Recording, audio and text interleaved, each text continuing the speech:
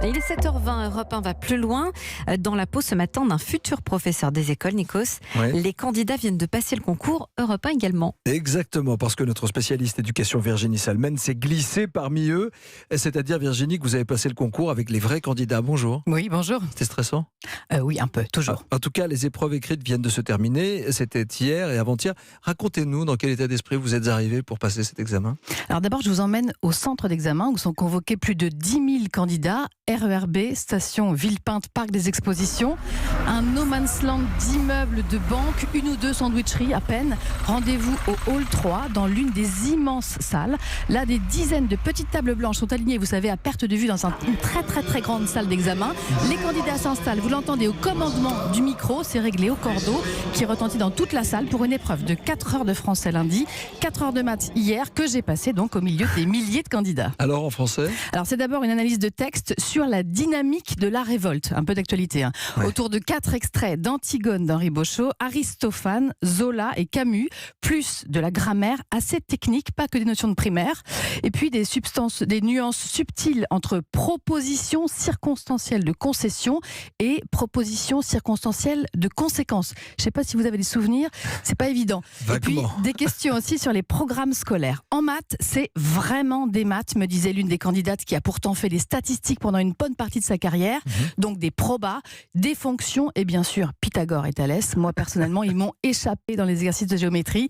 Alors là, c'était les écrits. Ensuite, il y aura des oraux d'ici 1 mois pour les candidats qui sont admissibles. Qu'avez-vous vu ? Qui passe ces concours, Virginie ? Alors il y a des profils très variés. D'abord, le gros des troupes, ce sont des étudiants qui ont entre 22 et 25 ans, bac D'accord. plus 5, ça c'est le niveau requis. 80% de jeunes femmes pour environ 20% de garçons. Leur point commun, c'est souvent une vraie envie de travailler auprès des enfants. Pour certains, c'est une vocation, comme Dimitri que j'ai rencontré à la sortie de l'épreuve. Lui, il veut créer des citoyens lucides et autonomes, même si les relations avec les parents d'élèves sont pas toujours évidentes et si le salaire ne suit pas. Le salaire non, parce que justement dans la formation du citoyen lucide, l'argent fait pas le bonheur, c'est un peu basique comme phrase, c'est un peu bateau, mais finalement je pense qu'on peut s'épanouir sans argent. Après sur la relation parent-professeur, finalement chacun son rôle. Je veux dire, nous on est formés à faire ça, pour moi c'est pas un frein, et finalement à moi de convaincre les parents que ce que je fais c'est bien, et s'ils sont pas d'accord, je leur apprends pas à faire leur métier, qu'ils m'apprennent pas à faire le leur. On imagine les réunions parents-prof, Virginie. Oui. Alors il y a aussi des candidats qui viennent de l'autre bout de la France parce qu'il y a plus de chances de décrocher le concours en région parisienne. Il y a plus de postes. Alors ils viennent de Besançon ou d'Orange, comme Fanny, qui était assise à la table juste derrière moi. Je viens d'Orange, à 4 heures de train. Moi, je sais que dans le sud, c'est hyper demandé, donc peu de place. Donc c'est vrai que n'ayant pas un super niveau extraordinaire, je me dis que je vais aller là où le niveau est un tout petit peu plus faible et là où il y a plus de place pour avoir plus de chance. Manque de soleil, manque de cigales, mais bon, on va s'y faire, c'est pas grave. Attendez, pendant les examens, vous sortiez le micro pour faire l'interview ? Non, pas du tout. C'était à la Après, sortie, ça, juste après. J'avais pas le droit, je respecte les règles. Alors, il y a quand même aussi ce phénomène de centaines de cadres du privé, souvent la quarantaine, en quête de sens dans leur boulot, qui viennent passer le concours. Alors là encore, une majorité de femmes, mais il y a aussi des hommes, comme Romain, 42 ans, qui a été cadre marketing dans de grands groupes et qui a tout envoyé balader il y a 2 ans, ce qui veut dire qu'il réalise son rêve, mais aussi qu'il va brutalement changer de niveau de vie. Le problème du salaire se pose puisque je le divise quasiment par 3, 2,5. Donc effectivement, l'avantage que j'ai par rapport à des jeunes de 25 ans qui vont commencer dans la vie, c'est que j'ai 20 ans de carrière derrière. Donc j'ai eu l'occasion de me constituer un petit patrimoine qui me rendra les choses un peu plus faciles.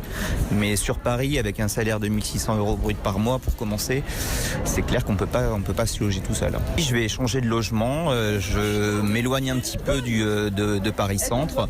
Donc je rentre plus dans la grande couronne de Paris. Et ces milliers de gens très différents donc se retrouvent le soir dans les hôtels premier prix du Parc Expo qui, Oui. pour l'occasion, il faut le dire, quand même, passe de 30 € la nuit à 120. Eh oui, tout le monde en c'est pas profite. Vous qui avez passé les 2 premières épreuves, est-ce que vous avez trouvé ça difficile, Virginie ? Est-ce que vous avez révisé comme les autres ou pas ? Alors, j'avais pas révisé, j'avais pas eu le temps de beaucoup réviser, j'avais juste passé 2 ou 3 heures avec une amie candidate qui m'a briefé essentiellement sur les consignes. Les épreuves en elles-mêmes sont assez exigeantes. Disons qu'il faut un bon niveau de connaissance pour avoir une bonne note, à la fois en français et en maths, ce qui n'est pas évident pour les deux. Mais le bémol, c'est que même ceux qui ont des notes médiocres peuvent être sélectionnés. Il Pourquoi ? suffit d'avoir entre 5 et 7 sur 20, suivant les années, pour être admissible, je ne dis pas admise, mais pour passer aux oraux en banlieue parisienne, où il y a beaucoup besoin de profs, donc il y a beaucoup de postes ouverts. Donc on va chercher les candidats jusqu'à environ 7 sur 20 de moyenne. Écoutez, on comprend mieux maintenant les difficultés de recrutement, même si on l'a entendu. Ceux qui ont la vocation voient ce métier de professeur des écoles d'instit, comme on disait dans le temps, comme l'un des plus beaux métiers du monde. C'est exactement ce qu'ils disent. Voilà. Merci beaucoup Virginie Salmen pour cette immersion. C'était Europe 1 va plus loin.